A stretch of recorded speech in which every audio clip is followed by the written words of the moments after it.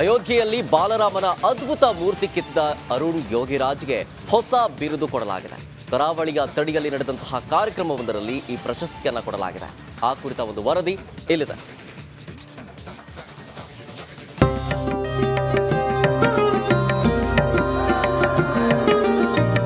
ಅಯೋಧ್ಯೆಯಲ್ಲಿ ಭವ್ಯ ರಾಮ ಮಂದಿರ ಲೋಕಾರ್ಪಣೆಯಾಗಿ 1.5 ತಿಂಗಳು ಕಳೆದಿವೆ.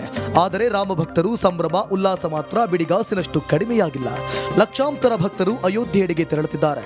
ಈ ನಡುವೆ ಉತ್ತರ ಕನ್ನಡ ಜಿಲ್ಲೆಯ ಕಾರವಾರದ ಡಾಕ್ಟರ್ ಹಿರೇಮಠ ಫೌಂಡೇಶನ್ ಮತ್ತು ಸನಾತನ ಧರ್ಮ ರಕ್ಷಣಾ ವೇದಿಕೆಯ ಆಶ್ರಯದಲ್ಲಿ ಅಭಿನವ ಅಮರ ಶಿಲ್ಪಿ ಬಿರುದು ಪ್ರದಾನ ಕಾರ್ಯಕ್ರಮ ನಡೆಯಿತು.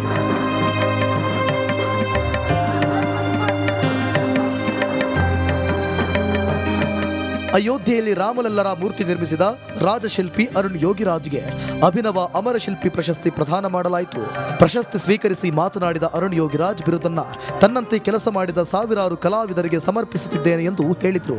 ಈ ಒಂದು ಬಿರುದನ್ನ ನಾನು ನನ್ನ ಸಹ ಕಲಾವಿದರು ಮತ್ತು ನನ್ನಂತೆ ನನ್ನಂತೆ ಕೆಲಸ ಮಾಡಿರೋ ಸಾವಿರಾರು ಶಿಲ್ಪಿಗಳಿಗೆ ಅರ್ಪಿಸಲಿಕ್ಕೆ ಬಯಸ್ತೀನಿ. ಅಯೋಧ್ಯೆ ಅಂದರೆ ಬರೀ ನನ್ನೊಬ್ಬನಿಂದ ನಿರ್ಮಾಣ ಆದಂಥದ್ದಲ್ಲ.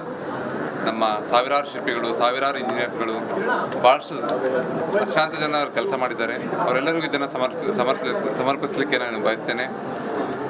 ಈ ಒಂದು ಜವಾಬ್ದಾರಿ, ಈ ಒಂದು ಬಿರುದು ಇನ್ನು ನಮ್ಮ ಜವಾಬ್ದಾರಿನ ಹೆಚ್ಚು ಮಾಡಿದೆ.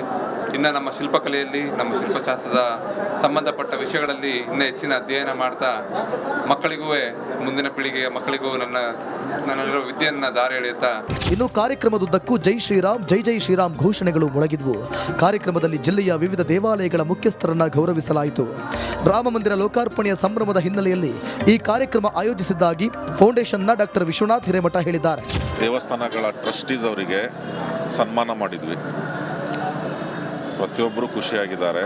ಹಾಗೆ ಅರುಣ್ ಯೋಗಿರಾಜ್ ಅವರಿಗೆ, ಅಯೋಧ್ಯ ಬಾಲರಾಮ ಕೆತ್ತನೆ ಮಾಡಿರುವ ಶಿಲ್ಪಿ ಅರುಣ್ ಯೋಗಿರಾಜ್ ಅವರಿಗೆ ಕರೆದು ಅವರಿಗೆ ಅಭಿನವ ಅಮರ ಶಿಲ್ಪಿ ಅನ್ನೋದೊಂದು ಬಿರುದ ಕೊಟ್ಟಿದ್ದೇವೆ.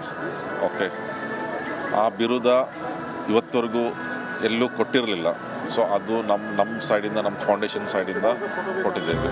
ಪ್ರಶಸ್ತಿ ಪ್ರದಾನ ಸಮಾರಂಭದಲ್ಲಿ ಶ್ರೀರಾಮ ಸೇನೆ ಸಂಸ್ಥಾಪಕ ಪ್ರಮೋದ್ ಮುತಾಲಿಕ್, ನಾಗಸಾಧುಗಳು, ಕಾರವಾರ ಸುತ್ತಮುತ್ತಲಿನ ರಾಮಭಕ್ತರು, ಹಿಂದೂ ಸಂಘಟನೆ ಕಾರ್ಯಕರ್ತರು ಕಾರ್ಯಕ್ರಮದಲ್ಲಿ ಭಾಗವಹಿಸಿದರು.